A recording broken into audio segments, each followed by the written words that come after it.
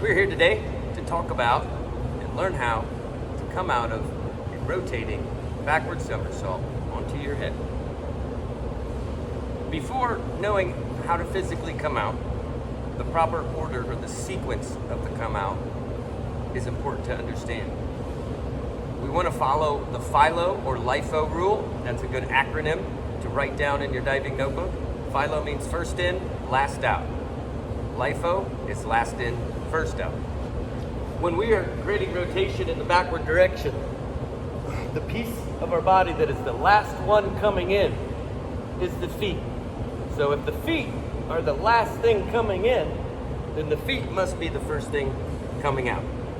Now, I say the feet are the last things coming in because our arms act as a lever. When we are rotating, we always want our center of gravity to rotate up onto the parabola. To do that, we need to maintain a long lever, long as possible, above that center of gravity, so our lower body and center of gravity can rise to the occasion. So those feet are the last thing that come in, and they are going to be the first thing that comes out.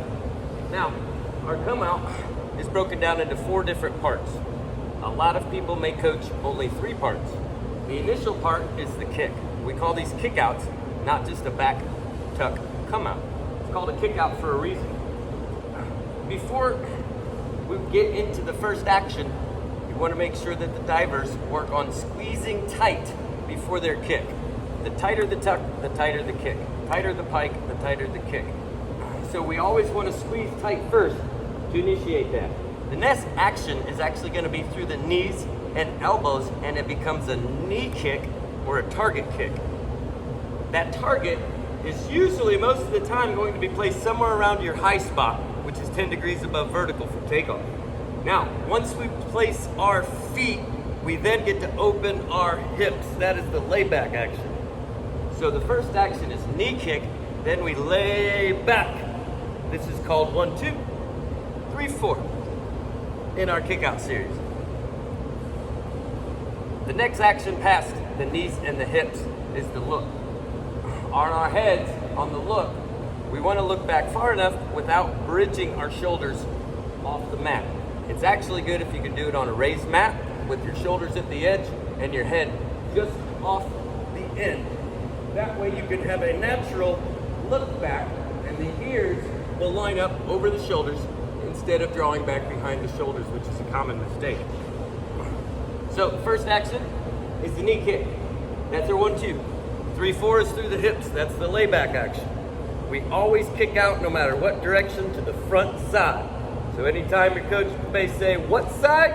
You say, front side. So from that action, hands are in the front pockets, the ears drop back over the shoulder. Lower back stays flat, glutes stay tight, feet stay above the ground. Once we're in that position, it's now time to move the arms. When we move the arms, we want to move them in the quickest path. The fastest pathway between 2 different points is a straight line. So those hands are going to go down the medial part of our body or down the center, following the center line. And we're going to have a high elbow, midline reach. High elbow, elbows lead, midline reach. Hands, common mistake, divers will grab those hands early. As soon as they make that connection, then the chain of events that happens is all these muscles tense up. Once those muscles are tensed up, we now have a restricted range of motion and we can't get to our entry point. So it's very important that we do not grab the hands until after they pass our face. Then we can grab those hands, interlocking at the thumbs, creating as much open surface area as possible to go parallel to the water. Then from that position, now we can use the traps. We use the delts to lift the arms, and then we are going to use the traps to lock out those arms. Okay? I'm going through that again. Remember, first action is squeeze. Then we go 1, 2 through the knees, 3, 4 through the hips, 5, 6, 7, 8, reach, 2, 3, swing. That is the full kick out. All the way through, a little bit faster, knee kick. That is a back tuck kick out.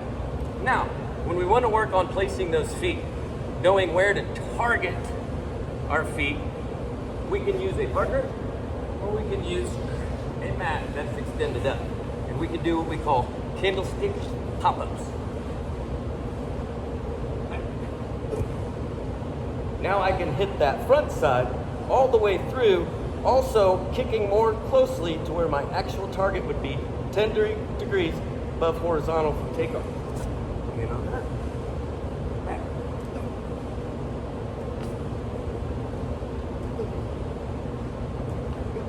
And that is the back tuck come out. Thank you for joining us here at MRDC. Ripfest, what?